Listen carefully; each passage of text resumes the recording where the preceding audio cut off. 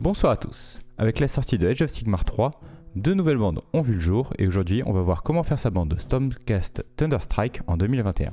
Pour commencer, leurs points forts. Ils sont incroyablement résistants, disposent de plusieurs aptitudes leur permettant de faire des actions bonus, dont une de faction quand ils sont blessés, et sont très synergiques.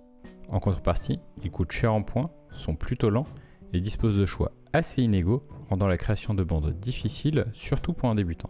A présent, voyons un peu le corps de notre bande, les unités à notre disposition.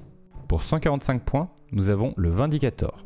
C'est une unité particulièrement résistante pour son prix, avec ses 6 endurance et ses 20 points de vie. Cependant, ses dégâts sont trop faibles pour en faire un choix d'unité vraiment intéressant. Pour 150 points, nous avons le Vanquisher. Il dispose d'une aptitude sur un triple, pouvant infliger quelques dégâts à tous les ennemis à 3 pouces. C'est une aptitude assez circonstancielle, mais leur résistance et leurs dégâts potentiels sont excellents pour leur prix en faisant une unité de choix. Pour 150 points, nous avons le Gryph-hound.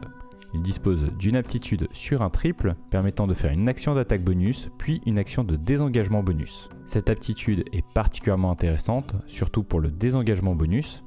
Le Gryph-hound étant l'unité la plus rapide de votre bande, c'est sûrement lui qui devra s'occuper des objectifs et pouvoir se désengager gratuitement augmente grandement sa survie. Ça en fait un choix presque incontournable. Pour 150 à 175 points, nous avons les Annihilators. Ils disposent de l'aptitude de charge de cavalerie sur un quad, infligeant des dégâts quand ils arrivent au corps à corps.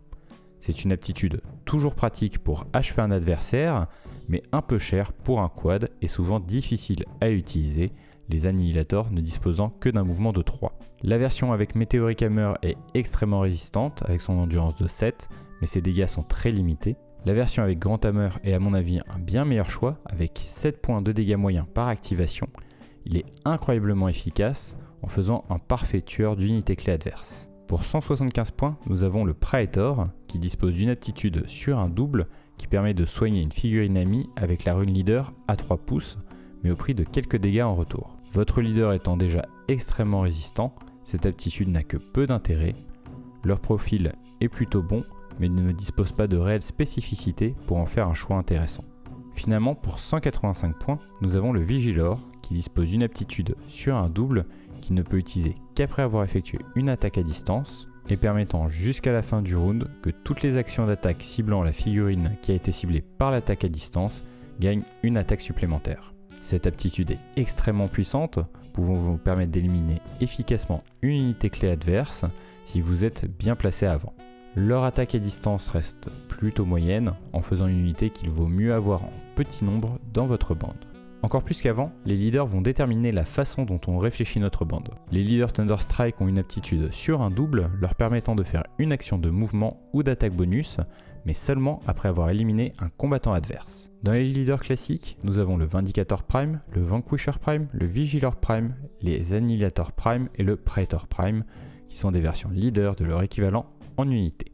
Dans les leaders disposant d'habilités uniques, nous avons le Lord Imperatant, qui dispose d'une aptitude sur un triple qui permet de donner un nombre de figurines égal à la moitié de la valeur de l'aptitude, une action de mouvement ou d'attaque bonus. C'est une aptitude extrêmement puissante, votre bande étant peu nombreuse, vous pouvez donner une action bonus à presque tout le monde avec cette aptitude. De plus, cela vous permet de compenser les déplacements limités de votre bande en faisant mon choix de leader par défaut. Le Knight Arcanum. Il dispose d'une aptitude sur un double qui peut infliger quelques dégâts à un ennemi à 18 pouces. Cette aptitude fait des dégâts très faibles, ne la rendant pas vraiment intéressante. Cependant, son attaque à distance est correcte, mais ça reste un leader que j'utiliserai peu. Le Knight Relictor. Il dispose d'une aptitude sur un triple qui permet jusqu'à la fin du tour de réduire de 1 tous les dégâts subis par les figurines amies dans un rayon de 6 pouces. C'est une compétence très puissante, mais malheureusement assez peu utile dans votre bande. Elle est déjà affreusement résistante, et en plus gagne des aptitudes quand elle est blessée. Ça en fait un excellent allié pour vos bandes de Kainite, mais je ne pense pas l'utiliser dans cette bande. Le Knight Vexillor with Banner of Apotheosis. Il dispose d'une aptitude sur un double qui permet de soigner un des 3 points de dégâts à toutes les figurines amies à 6 pouces.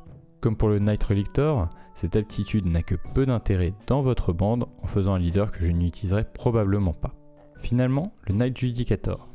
Il dispose d'une aptitude sur un quad qui permet de choisir un point visible du champ de bataille et d'infliger quelques dégâts à tous les ennemis à 3 pouces de ce point. C'est une aptitude intéressante car elle ne nécessite pas de portée, cependant ces dégâts sont trop faibles pour en faire un choix vraiment intéressant. Au final, est-ce que les Thunderstrike est une bande pour vous? C'est une bande orientée élite, particulièrement résistante et disposant d'une bonne force de frappe. Le plus difficile va être de bien coordonner vos actions afin de compenser votre mouvement et votre nombre réduit. Ça en fait une bonne bande pour débuter. Elle est plutôt permissive et facile d'accès et dispose d'une réelle courbe d'apprentissage pour gérer au mieux leurs actions bonus et les utiliser à leur plein potentiel. Voici quelques exemples de listes pour vos Thunderstrike. La bande Mur Impénétrable. Un Annihilator Prime with Meteoric Hammer, un Vindicator, 2 Vanquisher et 2 Annihilator with Grand Hammer. Nous sommes ici sur une bande très résistante. Si vous prenez une position, il sera presque impossible pour votre adversaire de vous en déloger. La bande Assaut Frontal.